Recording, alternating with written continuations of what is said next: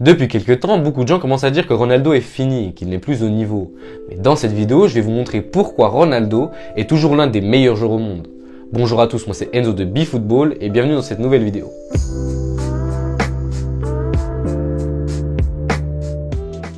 Alors déjà pour commencer, pourquoi les gens ont commencé à dire que Ronaldo avait perdu son niveau et surtout quand est-ce que ça a commencé? Eh bien ça a commencé quand il est arrivé à la Juventus. Et là on va pas se mentir, son passage en Italie est un échec. Alors du côté individuel ça ne l'est pas, il a été exceptionnel, mais du côté collectif et surtout du côté du palmarès, eh bien ce n'est pas très bon. La Juventus ont recruté Ronaldo pour gagner la Champions League et depuis ils se sont fait éliminer tout le temps par des clubs plus mineurs, en tout cas moins forts que la Juventus. En 2019 face à l'Ajax, en 2020 face à Lyon et en 2021 face à Porto. Mais à mon avis le problème ne vient pas de lui. Je vais pas vous le mentir, quand Ronaldo est arrivé à Turin, j'étais assez enthousiaste de voir ce qu'il allait montrer. Il a montré de bonnes choses, mais le problème c'est que quand il arrive, la Juventus ont une des meilleures défenses d'Europe, un milieu de terrain exceptionnel et une attaque qui n'attend que lui. Aujourd'hui, la défense laisse à désirer, le milieu de terrain, toutes les stars sont parties, et l'attaque, à part lui et Chiesa, eh ben c'est pas très fort.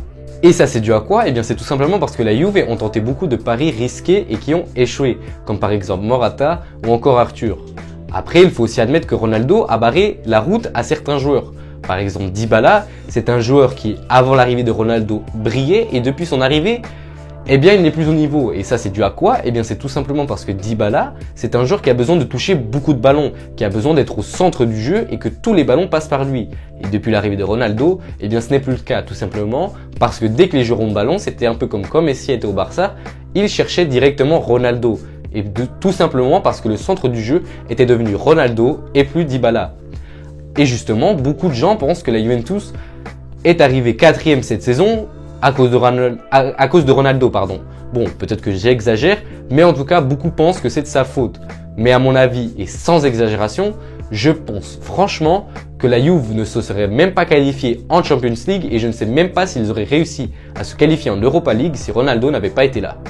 Et donc maintenant, parlons de son niveau. Comme je vous l'ai dit avant, beaucoup de gens pensent qu'il n'est plus au niveau et qu'il n'est plus un des top joueurs mondiaux. Mais à mon avis, c'est faux. Alors certes, son jeu a évolué.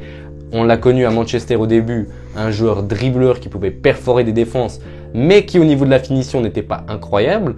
On l'a connu ensuite à son prime au Real Madrid où il a su mixer les deux, c'est-à-dire finition et dribble. Et maintenant à la Juventus où il s'est plus mué en tant que buteur et finisseur. Et justement, ça pour moi c'est une grande intelligence de la part de Ronaldo d'avoir su faire évoluer son jeu avec son âge qui avançait. Et donc pour moi, ça ne veut vraiment pas dire que son niveau baisse. Et donc, même si ce n'est plus Ronaldo qui partait de l'aile gauche pour aller dribbler 3-4 mecs puis ensuite mettre une lucarne, eh bien ça reste quand même impressionnant. Et donc si on regarde du côté des statistiques, eh bien ça reste quand même pas mal. Cette saison, il a marqué 29 buts en 33 matchs en Serie A et la saison passée, c'était 31 buts en 33 matchs. Alors après, je ne suis pas un fan aveugle de Cristiano Ronaldo. Il faut se l'avouer, ce n'est pas l'une des saisons les plus glorieuses de Ronaldo depuis le début de sa carrière. Si on regarde par exemple justement du côté des buts en toute compétition confondue, eh bien là c'est un peu moins glorieux, c'est 36 buts en 44 matchs cette saison.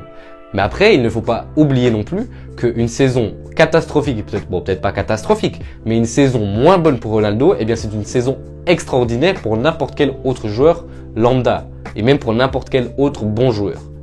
Et surtout, il ne faut pas oublier que Ronaldo a 36 ans. Alors justement, ça pourrait amener les gens à dire qu'il est trop vieux, mais justement là les statistiques vous montrent que c'est faux.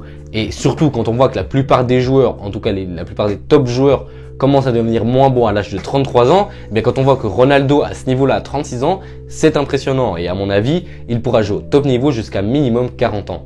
En plus, si on se penche sur son niveau intrinsèque, eh bien là, rien n'a changé. Ses frappes sont toujours phénoménales, il peut mettre des buts de 40 mètres, sa qualité de passe est toujours exceptionnelle et sa détente, n'en parlons même pas. Et donc maintenant se pose une question après son échec à Turin. Est-ce que ça a été une bonne idée de quitter l'Italie? Et ça, même si beaucoup penseraient que c'est une réponse logique qui serait oui, eh bien ça dépend de quel point de vue on regarde la question. Alors certes, si on regarde du côté du palmarès et du niveau du club, et là il a bien fait de fuir de la Juventus si je puis dire, étant donné que Manchester est 10 fois plus fort et que la Juventus actuellement n'a peut-être plus le niveau qu'il a, enfin peut-être, c'est pas peut-être, c'est la Juventus n'a plus le niveau qu'elle avait avant. Et justement, c'est pas avec une équipe comme ça qu'on peut prétendre gagner la Champions League. Et à mon avis, je ne pense pas non plus qu'il aurait gagné la Serie A cette année. Alors ils ont quand même recruté quelques joueurs, même si pour moi ce n'est pas assez. Bon, il y a quand même Locatelli qui est arrivé au club. Si vous voulez en savoir plus sur ce joueur, je vous renvoie à ma dernière vidéo. Et justement, lui est très bon, ok. Et sinon, il n'y a pas grand chose. Ils ont recruté Moiskin, mais ça c'était après le départ de Ronaldo pour le remplacer entre guillemets. Et il y a cette fameuse pépite entre guillemets, hein. Bon je dis pas que c'est un mauvais joueur, mais voilà. Caio Jorge, je crois qu'il s'appelle, mais bon, c'est une pépite comme Luis Hernandez à Marseille l'année passée, j'ai envie de dire. Après, j'avais quand même un peu d'espoir quand j'ai vu qu'ils ont recruté Ihattaren, mais ils l'ont directement prêté à la Sampdoria, donc il ne jouera pas avec la Juventus cette saison. Mais maintenant, si on essaie de regarder la question sous un autre angle, eh bien, on peut se rappeler tout simplement que la Juventus ont recruté Ronaldo pour gagner la Champions League. Et on sait que le principal argument, en tout cas, ce qui était le principal argument avant dans les débats Ronaldo-Messi, c'était que Ronaldo a réussi partout où il est allé, dans plusieurs championnats. Mais là, il est arrivé à Turin. Et on peut très bien dire que son passage est un échec. Alors, comme je vous l'ai dit avant, au niveau statistique et individuel, rien à dire, c'est exceptionnel, même si c'est un peu moins bien qu'avant. Il a quand même réussi, mais du côté du palmarès, là c'est moins bien. Et justement, quand on se rappelle que la Juventus l'ont recruté pour gagner la Champions League, et depuis qu'ils l'ont recruté, eh bien, ils se sont fait éliminer par des équipes plus faibles qu'eux, eh bien ça peut laisser un petit goût amer chez le Portugais. Après, je ne dis pas que s'il était resté cette année, il aurait gagné la Champions League, loin de là. Mais il aurait pu rester au club pour peut-être essayer de faire remonter le club, et pourquoi pas dans 2-3 ans, gagner la Champions League avec les Bianconeri. Et honnêtement, c'est une question qui peut se poser, parce que même si, comme je vous l'ai dit avant, la Juventus ont loin d'avoir l'une des meilleures équipes de leur histoire, ils ont quand même quelques joueurs d'avenir, comme Locatelli, qui peut potentiellement devenir l'un des meilleurs milieux de terrain au monde, Chiesa, De Ligt, donc il y a quand même des joueurs d'avenir dans ce club. Et justement, peut-être que d'ici 2-3 ans, eh bien ces joueurs seront des peut-être que ces joueurs seront des top joueurs mondiaux. J'ai réussi. Et pour terminer sur ça, quel message envoie-t-il aux supporters justement qui l'attendaient pour gagner la Champions League, et depuis qu'il est arrivé, eh bien le club est plus dans la merde si je puis dire que quand il est arrivé. Après justement comme je vous l'ai dit avant, c'est pas de sa faute.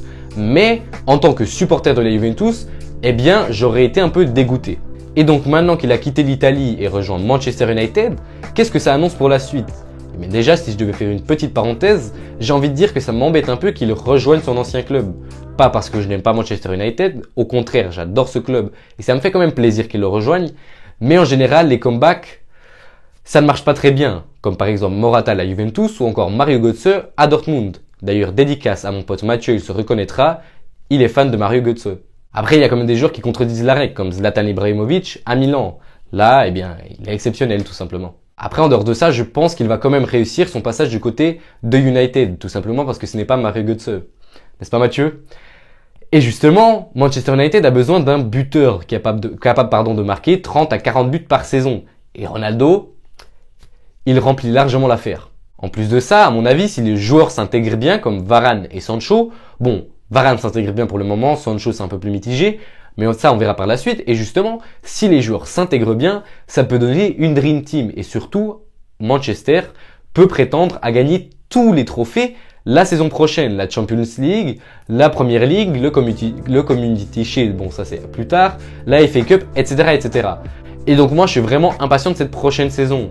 Après, s'il y a un dernier truc qui m'inquiète, eh bien c'est que j'ai peur que cette hype qu'il y a autour de Ronaldo et son retour à Manchester United soit beaucoup trop grande. Non pas que Ronaldo va pas être au niveau, d'ailleurs s'il terminerait par exemple meilleur buteur de Première Ligue, eh bien, ça me choquerait pas du tout.